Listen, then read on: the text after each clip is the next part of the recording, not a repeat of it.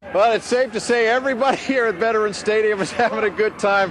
Those are the explosions that sent flames hundreds of feet into the air. Who's to say that, this sludge won't cause health problems? Why should anyone have to live like that? They should. They absolutely should. I want to show you a quick shot of the swells. Folks, this is what a hurricane looks like before it reaches land. I say again, before it reaches land. 1 year ago today, the U.S. handed over power, sovereignty to a democratic Iraq. Tonight, President Bush plans to take full advantage of that anniversary. 2 more Marines based at Camp Lejeune have been killed fighting in the war in Iraq.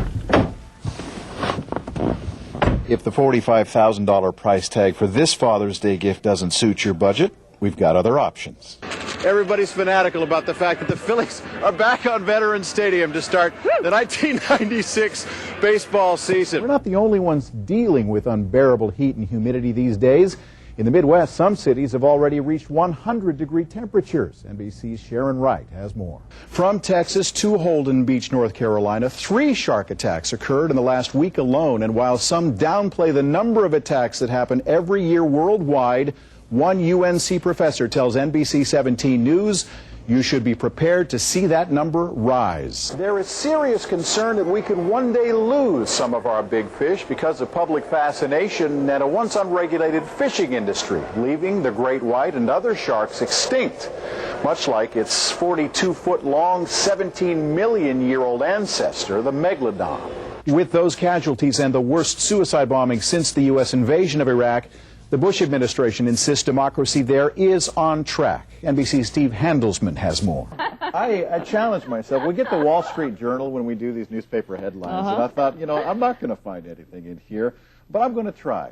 We look for I was right. You didn't find nothing. So my advice is diversify your portfolio and stay in for the long term. NASA officials have gone from celebration to serious concern after the space shuttle fleet was grounded, and with 7 astronauts in a space of uncertainty, there are serious questions tonight about the future. NBC's Jay Gray has more.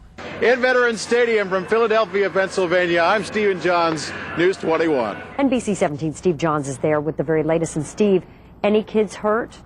There were 5 injuries total, including the bus driver. We are told tonight those injuries are minor in nature. You can't even imagine what was going through the minds of some 50 children, middle school and elementary school students, riding their bus this afternoon about 3:15 when it swerved off the road and rolled onto its side. One youngster is calling his bus driver after the incident and her actions heroic, while a state trooper says this could have been much worse. 11-year-old Brian Berger thanking his bus driver, Keisha Walker, who after the accident was instrumental in getting all of those children out safely. Again, injuries to 5 people, including 4 students. We are told tonight those injuries are minor in nature. Reporting live in Fuquay Arena, Steve Johns, NBC 17. Injured in the London bombings, a pair of sisters from Tennessee continue to recover at Duke Hospital. And this morning, the girl's mother spoke about the attacks and her daughters. NBC 17's Teresa Wooder joins us live from the newsroom with the latest on that story. Teresa. Patty Benton readily admits she is tired. She hasn't been able to get out of bed much yet. Teresa, Patty Benton seems like a very strong woman. Did she talk about those responsible for the attacks and her daughter's injuries today? Believe it or not, she says she feels no ill will towards them. She's praying for them even. Teresa Woodard, live in the newsroom. Thanks very much for that report. We begin with NBC 17 Steve Johns, who joins us live from UNC's campus. Sharon, good evening. Here on the campus of UNC Chapel Hill today, the focus, of course, was on the weekend and tomorrow night's huge game between UNC and Duke men's basketball. Tonight, a Tar Heel lacrosse player said that he spent a lot of time thinking about how lucky he and several other people are just to be alive. Well, it's safe to say everybody here at Veterans Stadium is having a good time.